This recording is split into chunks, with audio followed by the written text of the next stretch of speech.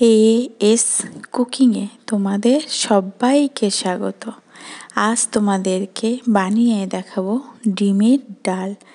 কিভাবে বানাই দেখো। কোনো রকম মশলা ছাড়াই প্রথমে কটা ডিম সিদ্ধ করে নিয়েছি, লবণ আর হলুদ তেলে দিয়ে ডিমগুলো লালচে করে ভেজে তুলে নেব। ওই তেলে গোটা জিরে ফোড়ন দেব, আর দেব হাফ কাপ ক্যাপসিকাম কুচি আর টমেটো কুচি। এগুলো বেশ একটু নেড়ে চেড়ে ক্যাপসিকামটা সিদ্ধ করে নেব। এইদিকে 6-7টা কাঁচা লঙ্কা আর একটা পেঁয়াজ বেটে নিয়েছি, আর 5-6 কোয়া রসুন গোটা দিলাম। দিয়ে এগুলো একটু ভাজা ভাজা হলে সেই বাটাটা দিলাম, মিক্সিং জারটা ধুয়ে একটু জল দিলাম। পরিমাণ মতো দেব লবণ আর হলুদ, দিয়ে জলটা পুরো টেনে আসা পর্যন্ত অপেক্ষা করব। জলটা টেনে এসছে, এবার সিদ্ধ করে রাখা আলু অল্প জল দিয়ে এটা দিয়ে দিলাম। দিয়ে ভালো করে নাড়িয়ে চাড়িয়ে আলুগুলো একটু চামচ দিয়ে গলিয়ে নিয়েছি। সুন্দর করে এটাকে মিশিয়ে নেব। ভালো করে মিশিয়ে একটু জলটা টেনে আসা পর্যন্ত অপেক্ষা করব।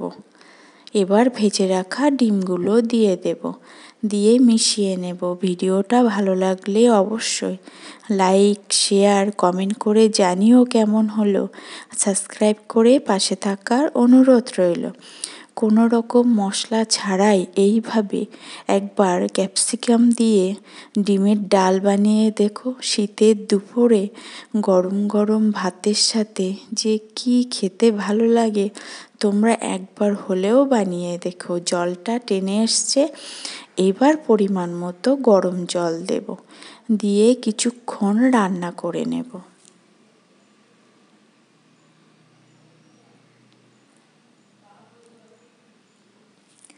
রান্না করে নিয়ে লবণ ঝাল চেখে নিয়ে কিছুটা ধনিয়া পাতা দেব, দিয়ে ভালো করে মিশিয়ে ফুটিয়ে নিলেই রেডি ডিমের ডাল।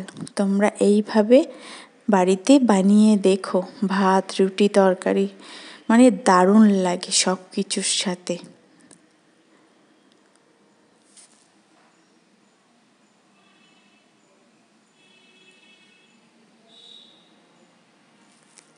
কোনো রকম মশলা ছাড়াই এই যে ক্যাপসিকাম, কাঁচা লঙ্কা বাটা, ধনিয়া পাতা দেয়া আছে, এর জন্য মানে ডিমের ডালে এই তরকারিটায় পুরো গন্ধে ভরপুর, দারুণ টেস্টি হয় কোনো রকম মশলা ছাড়াই।